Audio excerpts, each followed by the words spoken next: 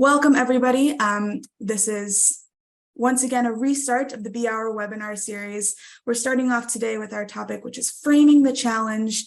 My name is Maria Isabel Dabrowski. I'm a senior outreach associate for the Center for Behavior and the Environment, and I am very, very excited to be here. I will be moderating this webinar as well as the next 7 webinars that are coming as part of this series. So you will see my face and likely receive emails from me, and very, very excited that you're here. So if I can go forward. Okay, so the purpose of this webinar series is twofold, and I'll introduce the speakers in just a second, but the purpose of today's webinar series is twofold. So first, it's to learn about behavior-centered design and how we can integrate behavioral science into conservation work, but also, and perhaps even more importantly, it is to learn from and connect with practitioners from all around the world. And we have people we know from our map from all around the world. So we're going to get started on this journey today, talking about the first step in the behavior-centered design framework, which is framing. And before we kick off, I'd like to do a very brief introduction of our speakers today. First up, we have Meg Serenia, who's joining us from Seattle. Meg is from the Learning and Tools team at the B Center, and she'll start off our chat with an explanation about what framing is, as well as why it's such a critical first step to designing a behavior change campaign. Next, we'll hear from Mónica Varela, who's joining us from RARE's Lands for Life team in Bogotá, Colombia. And Mónica will explain how the Lands for Life team and program framed their intervention and why that framing step was so critical. Afterwards, we'll split into breakout rooms because, again, the whole point of this webinar is building community and learning from each other and learning together. And so we'll have one breakout room that will include Meg and Kate Mantle, who is also joining us from Seattle and also from our Learning and Tools team. And that breakout room will be to answer your questions about what framing is. We'll have another breakout room with Mónica Varela, who will talk a little bit more about how Lands for Life integrated that framing step. And then I'll stay in the main room. For any groups or organizations who want to learn from each other, I can put you in a separate breakout room. For anybody who has questions, I can do my best to answer them as well, but it'll be sort of a more open-ended, wherever you want to go, whoever you want to learn from situation. I'll also be monitoring the chat box, and I'm happy to answer any questions as we go along. The final thing, you all obviously are signed up for behavior.rare.org. That's why you were able to attend. We encourage you to encourage your colleagues and peers to also sign up for behavior.rare.org to join the site, which has a lot of free resources, as well as be able to attend these webinars. We also have the Behavior Beat, which is a monthly newsletter from the B Center that I will link in the chat. So with that being said, I will now stop screen sharing and turn it over to Meg for our introduction into framing. And Meg, you can go ahead and take it away. Thank you, Maria. We can see your notes really quick, Meg. Oh, I can. Happens every time. Every time, I know. Don't even worry. Give me 1 second to do that again. All right.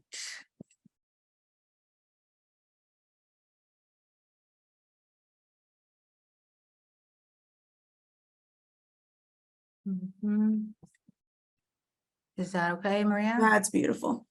Okay. You got it. Right. So hello, everybody. Good morning, good afternoon, good evening, depending on where you are.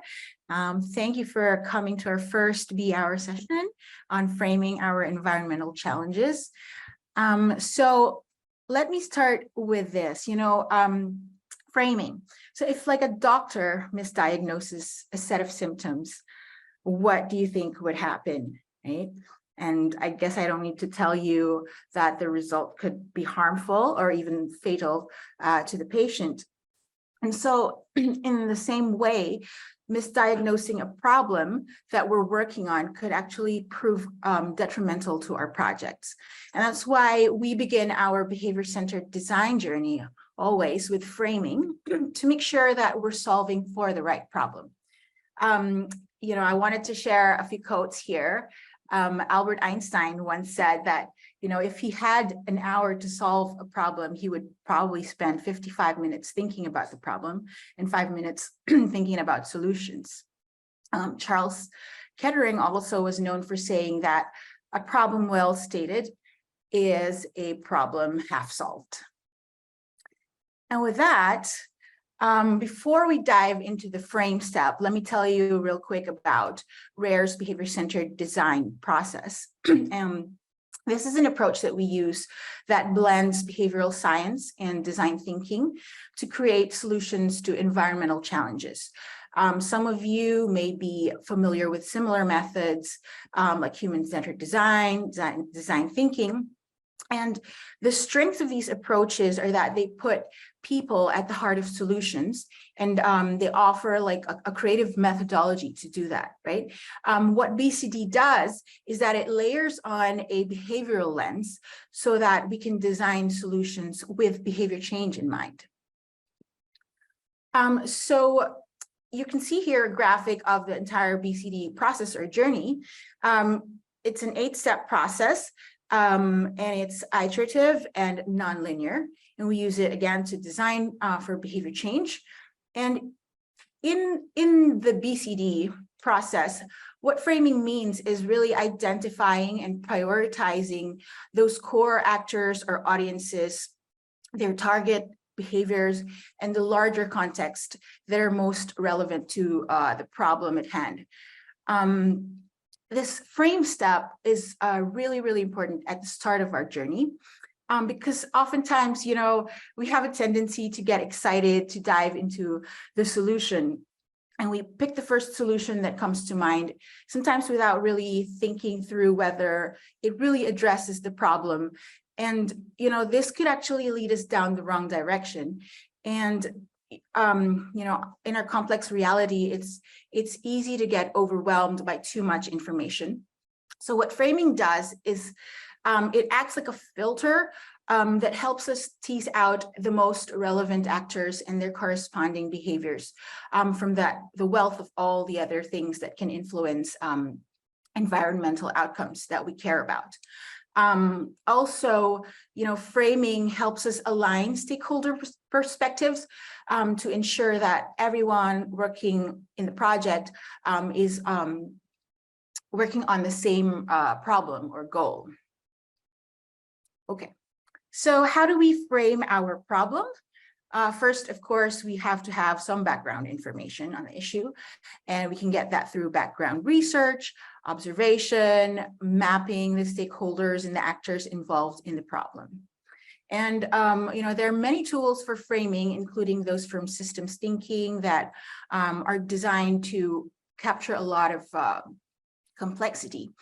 In behavior-centered design, what's really important is to identify the behaviors that need to change and who are those people who are or groups that are contributing to it.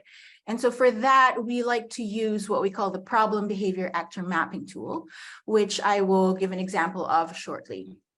But before that, just a few key principles to keep in mind in the frame step. Like I said, it's important to identify the who or the actors and the what or behaviors in our problem. And also considering that behaviors always operate within larger systems. So environmental challenges, are part of large complex systems that, you know, can have, as you may well know, they have many interconnected contributing factors, right? And so framing is a thinking process that helps us practitioners have a more precise picture of the problem by clarifying and helping us prioritize what exactly needs to be solved. When also another principle is when we work on behavior change problems, you know, we come up with a lot of different variables like beliefs, attitudes, intentions. You know, these factors can be predictive or correlated with behavior, but they are not substitutes for the behavior itself in terms of what we really ultimately want to change.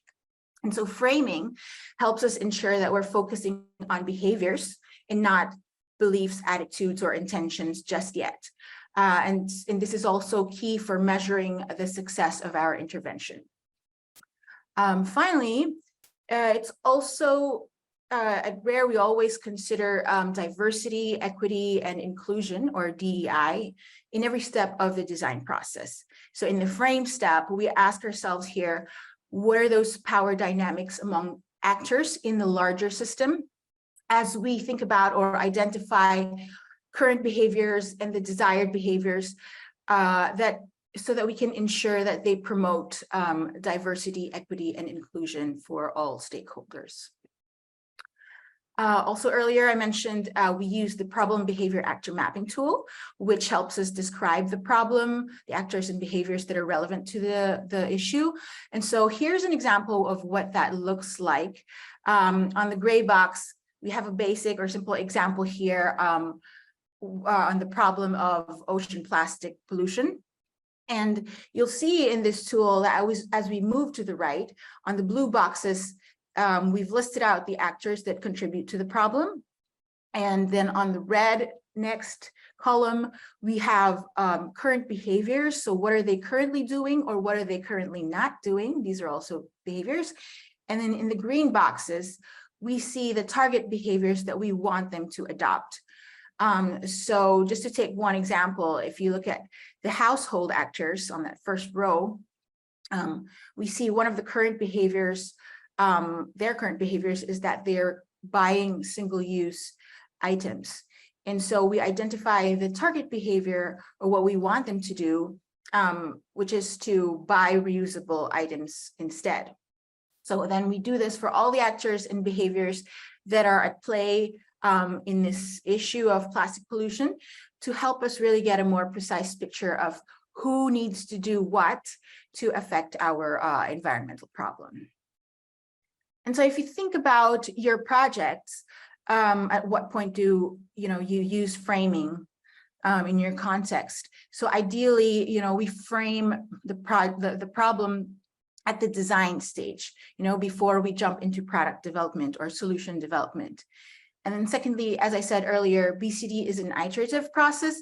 So framing can also be done again, or framing or reframing, as we implement our solution. So for example, when we see that maybe our target audience doesn't really respond very well to our solution, we might want to rethink the actors and the behaviors that our solutions are targeting. So just to give a simple example from our fisheries management program in the Philippines, at some point we developed this app to help fishers in recording and monitoring their catch. And the app was really designed to simplify the process for fishers. But then we encountered, challenges in the adoption of this behavior. So then when the team reviewed why this was happening through reframing the problem, they found that because majority of the fishers in the Philippines were not really tech savvy, even if we've provided like phones and tablets for them to use, they still preferred to use pen and paper for tracking, their catch. And so after reframing, the team decided and found that they would, benefit more from promoting this solution to the fish buyers or the traders instead, who were more comfortable using technology and had a higher motivation to use the app to make tracking their sales easier. So yeah, that's essentially an overview, a very quick overview of the step. And hopefully I've given you a sense of how important really framing a problem is when we design behavior solutions. So I will end there, and I'll give you to Monica to share an example of what framing looks like in their Lands for Life program, regenerative agriculture program in Colombia. So thank you very much, everyone, and over to you, Monica. Thank you, Meg. Hello, everybody. Thank you for joining us today. We are delighted to have you here with us. I am Monica Varela. I work with Lands for Life, which is RARE's regenerative agricultural program. And I would like to start by giving you a little bit of context of why we are working in the agricultural sphere. Next slide, please, Maria. Thank you. Farming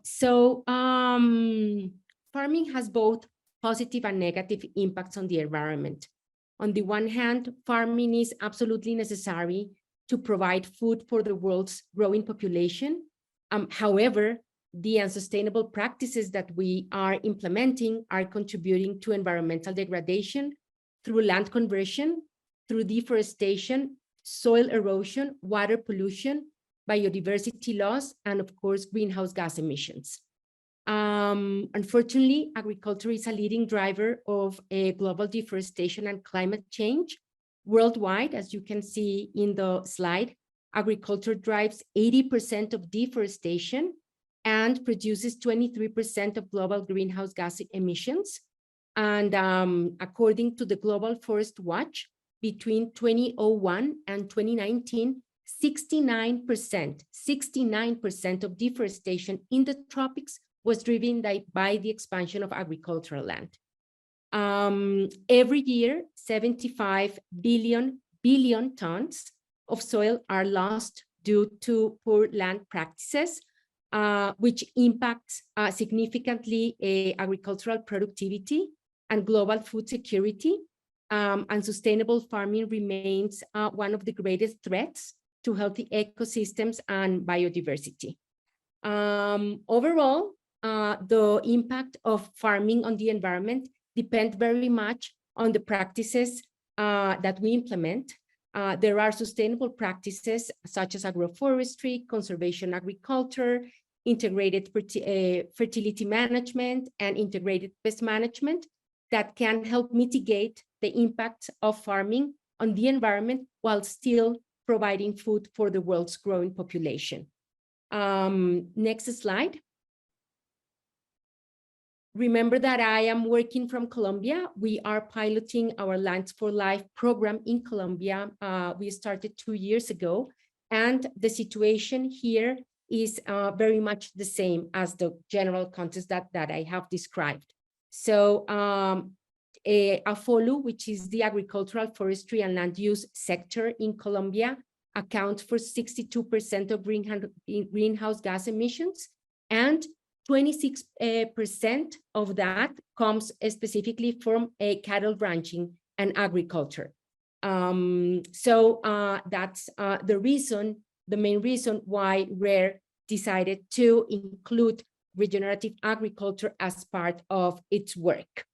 If we can go to the next slide. But what's the problem really? Where is the problem really? What we have identified is that according to different research institutions such as the World Bank, the International Center for Tropical Agriculture, the lack of training and information were identified as the main barrier for the adoption of climate-smart agriculture or sustainable farming practices, almost across all regions in the world. And these institutions have also concluded that the adoption rate of a simple, not very cost practices that increase resilience to climate change or climate impact is relatively low. And a core reason for that is behavioral, is because farmers have false beliefs, deep-rooted habits, risk aversion, and a resistance to change.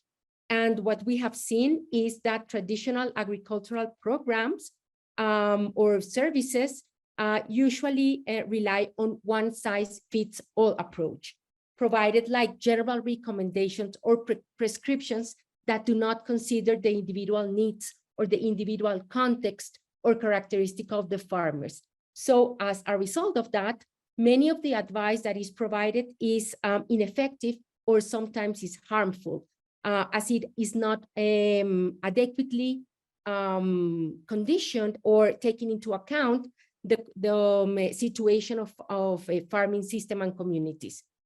And what is happening is as the world around is changing, farmers tend to resort to quick short-term solutions for pest control, for trying to improve productivity.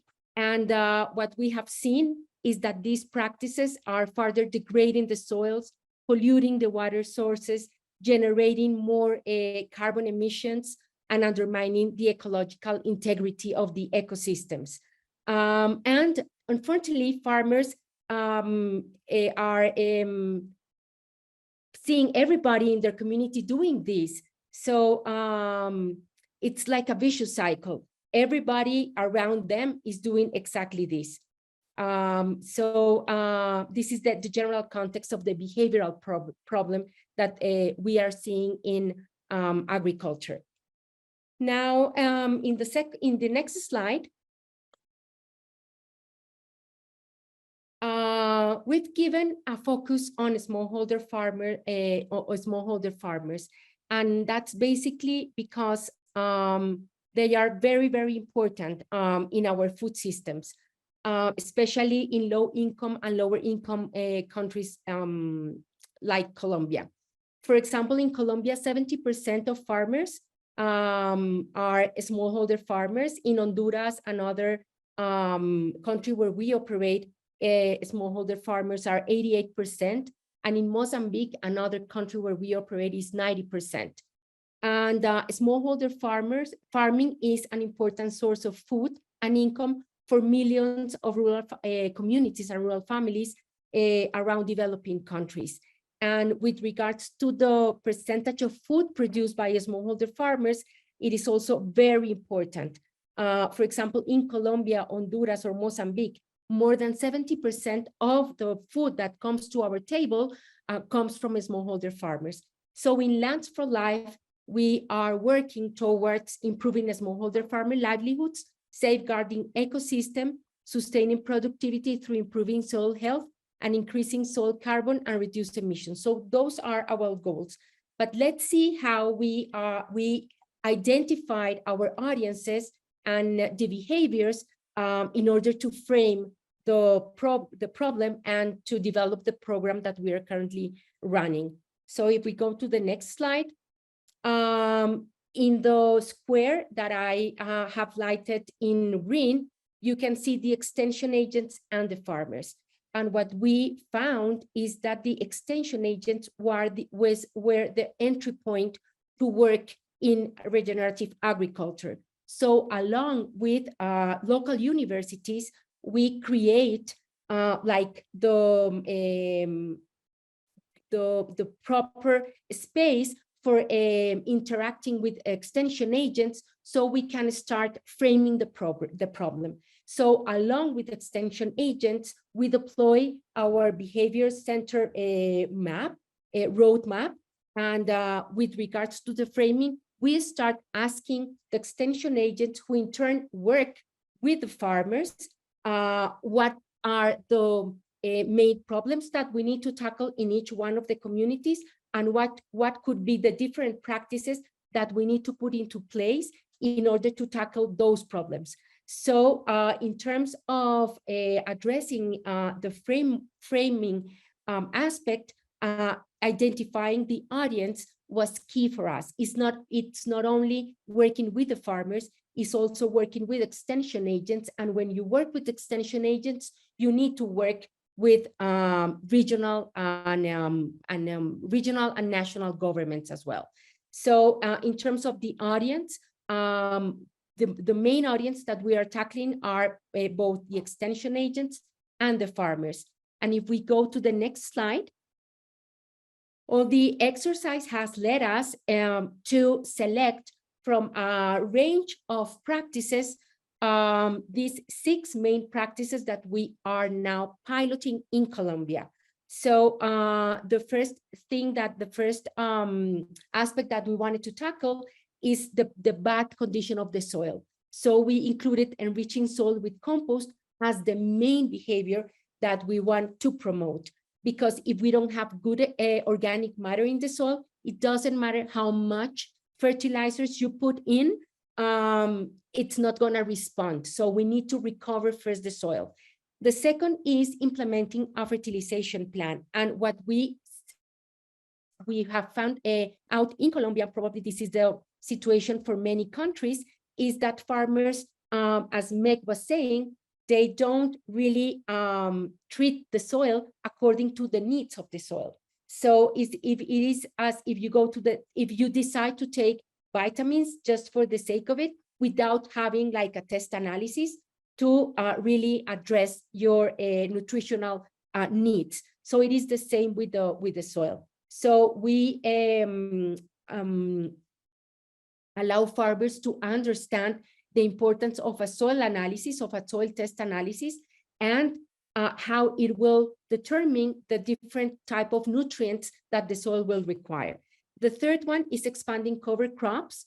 The fourth one, using agroclimatic data in order to take decisions when to plant, when to fertilize according to the agroclimatic conditions. The third one is using landscape management tools, which is basically planting trees for benefiting your productive system. And the sixth one is implementing pest and disease integrated control. If we go to the other slide, what we saw, it was not only a matter of selecting the right practices, but also selecting the right channels. And this is something that we concluded because of the mapping of the framing exercise that we did. So we saw that not all the farmers were ready or to implement the farming practices at the same time. So we segmented them in three groups. We have low resistant farmers, we have mid resistant farmers, and we have the high resistant farmers.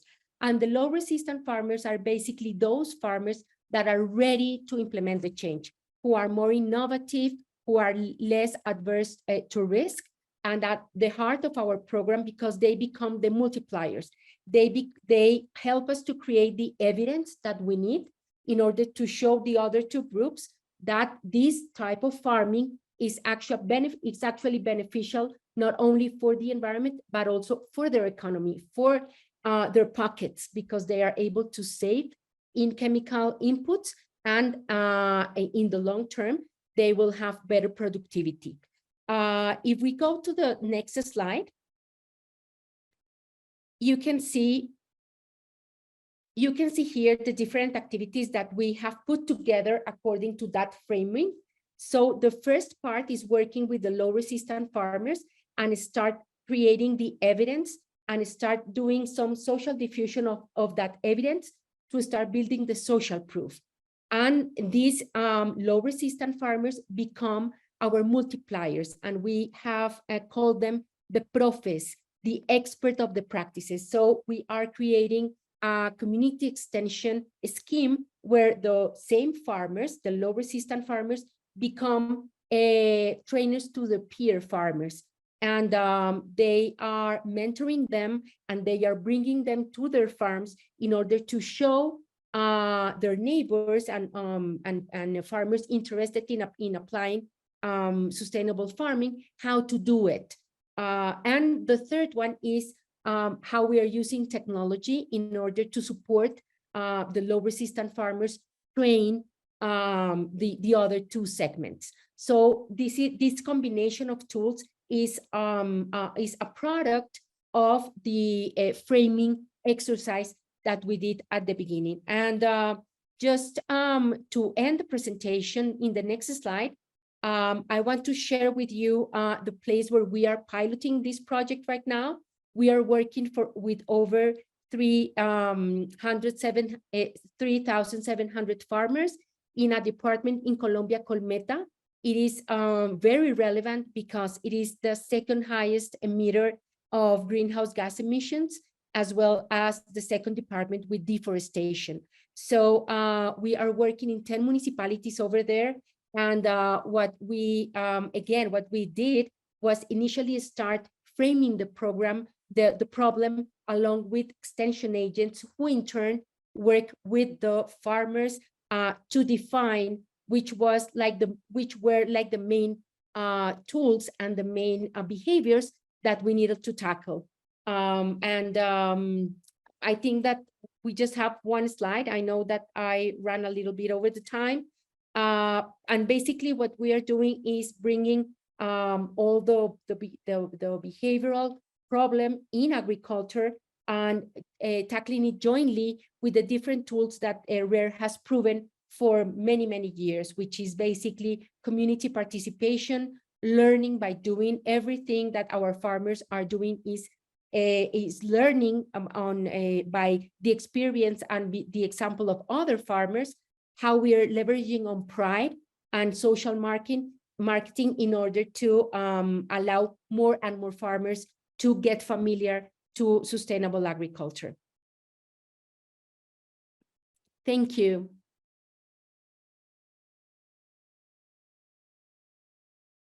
Thank you so much, Monica and Meg.